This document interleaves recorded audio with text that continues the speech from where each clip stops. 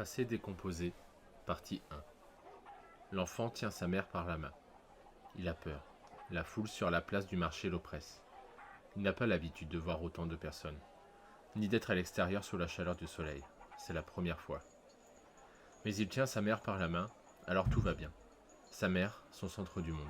Aussi loin que ses souvenirs sont ancrés dans sa mémoire, il n'a connu que sa mère. Sa mère, la faim, l'errance. L'enfant n'a pas le souvenir d'avoir vécu plus d'une nouvelle lune au même endroit. Mais il se souvient de s'endormir le temps d'une saison ou plus la faim au ventre. Aussi jeune qu'il est, c'est surtout les privations de sa mère qui l'ont marqué. Chaque bouchée de pain restante était pour lui, chaque baie ramassée dans une haie, chaque os de volaille à ronger trouvé dans le détritus d'une auberge. Chaque fois qu'il avait faim, il chassait cette idée de sa tête en regardant le visage creusé de sa mère. Sa mère, la fuite, la peur. Bien qu'elle essaye de le cacher, l'enfant ressent la peur de sa mère. Son regard toujours porté plus vers derrière que devant. Ses sursauts en pleine nuit, sa méfiance vis-à-vis des étrangers. Pourtant, l'enfant se sent en confiance avec sa mère dans ce nouvel espace. Il commence même à y prendre goût. Les bruits, les odeurs, les couleurs, tout lui semble différent. Lui qui n'avait vu de près que le visage fin, les oreilles pointues et la chevelure blonde de sa mère, il se retrouvait face à des êtres de petite taille à la barbe abondante, des colosses à la peau verte épaisse et des créatures à l'apparence de félins se déplaçant sur deux pattes. L'enfant ne comprend pas trop pourquoi sa mère a rompu avec leurs habitudes pour s'aventurer en ville. Il se contente de la suivre, main dans la main, en essayant d'ancrer chaque détail de cette vie exceptionnelle dans sa mémoire. Soudain, la femme s'arrête, l'enfant aussi. Il se retourne vers sa mère et ne sait pas que c'est pour la dernière fois. Sa mère, sa main, le sang. Vardel! Debout! L'enfant devenu jeune adulte se lève. L'arrière-salle dans laquelle il se trouve est pleine de babioles entassées sur des étagères en bois. Encore ce rêve. Vardel le fait depuis si longtemps qu'il en est persuadé de l'avoir vraiment vécu. Hormis ce rêve, il se souvient uniquement d'avoir vécu toute sa vie chez l'antiquaire place du marché de Tarok. Une vie passée entassée et dépoussiérée artefacts et reliques anciens, pseudo-ésotériques sous les ordres d'Adrien Bastien, un vieil humain ventripotent qui lui a toujours dit l'avoir recueilli enfant errant dans les rues comme tant d'autres gosses de basse naissance. Ce n'était pas là un geste altruiste. L'antiquaire avait vu dans le jeune elfe l'opportunité d'une main-d'œuvre très peu onéreuse. De plus, avoir un elfe à son service dans la boutique était gage d'un certain mysticisme auprès de potentiels acheteurs. Les elfes se faisaient rares hors des îles du Nord depuis l'Exode, mais demeuraient un peuple connu pour la puissance de ses arts mystiques. Pour son dur labeur, Vardel n'était payé que de quelques pièces d'argent par mois, en plus du gîte et du couvert. Cela le maintenait dans une certaine dépendance financière vis-à-vis de l'humain, qui ainsi pouvait continuer à profiter de lui. Mais pendant toutes ces années, Vardel était parvenu à économiser la moindre pièce. Il ne dépensait que le strict nécessaire pour se vêtir et se distraire. Ainsi, il était quasiment vêtu de haillons et ne sortait quasiment jamais de la boutique hors de ses heures de travail. Ses seules occupations consistaient à lire les grimoires et autres parchemins de contrefaçon que son employeur tentait de vendre pendant la journée. Au fil des années, il était parvenu à conserver une modeste somme d'argent dont il espérait pouvoir se servir un jour pour quitter Adrien Bastien, sa servitude, et continuer à explorer le monde au-delà de Tarok. Vardel, debout, nom d'un chien!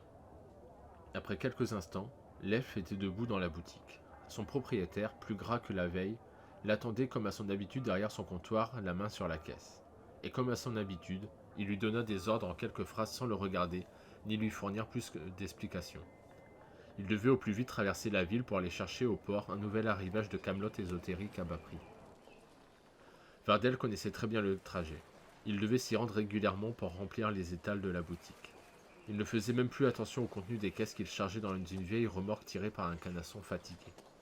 Arrivé au port, l'elfe se rendit au quai habituel. L'équipage du navire en provenance de Kaelish avait déjà déchargé les grosses malles pleines à craquer. En les déplaçant dans la remorque, l'une d'elles renversa son contenu sur le sol en un fracas assourdissant. Parmi les grimoires et autres gemmes de pacotille, Vardel ramassa un objet qui attira son attention. C'était une montre à gousset en or prolongée d'une chaînette en argent. Malgré son érudition, il ne reconnaissait pas les étranges glyphes gravés autour du cadran. Il était également intrigué par l'unique aiguille immobile en son centre. Il porta la montre à son oreille, écouta attentivement, puis, en l'absence de son, tourna lentement le remontoir. Le temps et l'espace se figèrent autour de lui. Les vagues cessèrent de se briser sur le rivage. Les mouettes se stoppèrent dans leur vol, et les badauds arrêtèrent leur conversation. Plus aucun bruit ne se fit entendre.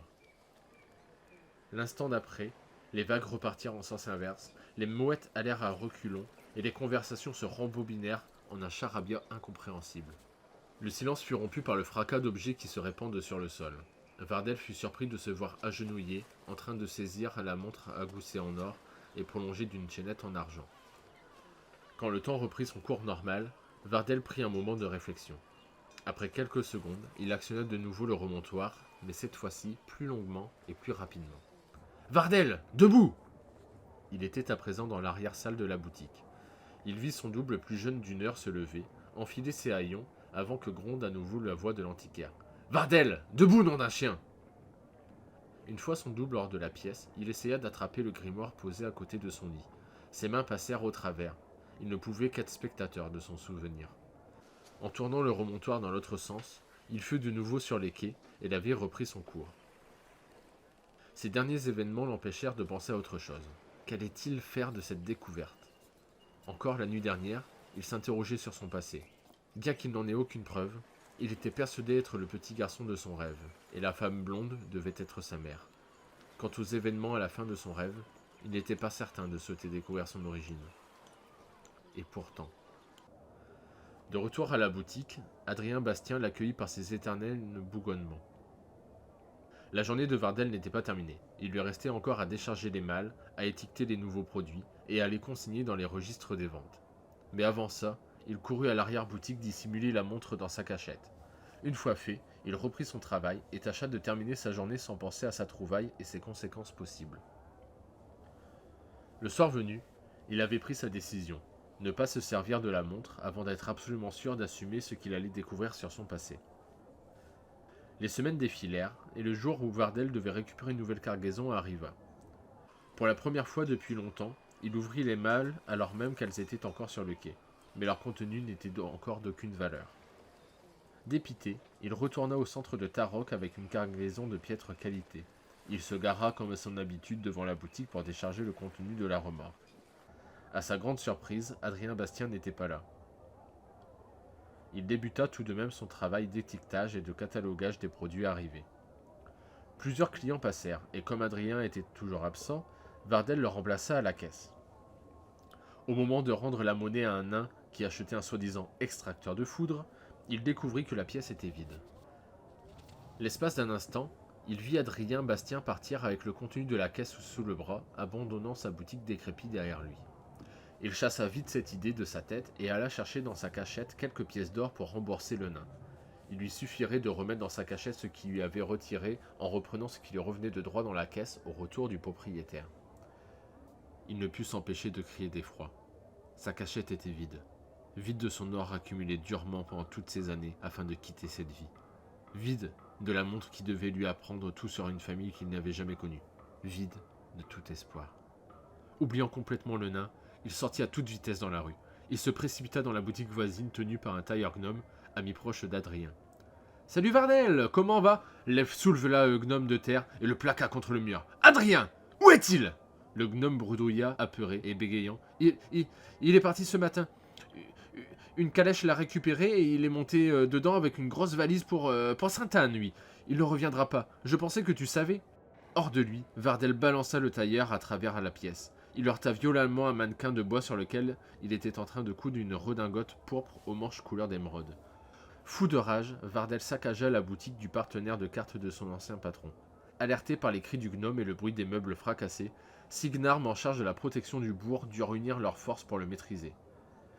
Vardel passa l'année suivante dans une geôle miteuse dans les cachots sous la ville de Tarok. Une année durant laquelle il rumina sa haine envers l'homme qui l'avait dépossédé du peu dont il disposait. Une année pendant laquelle il renforça son corps et son esprit dans un unique but, traquer Adrien Bastien et récupérer la mystérieuse montre en or.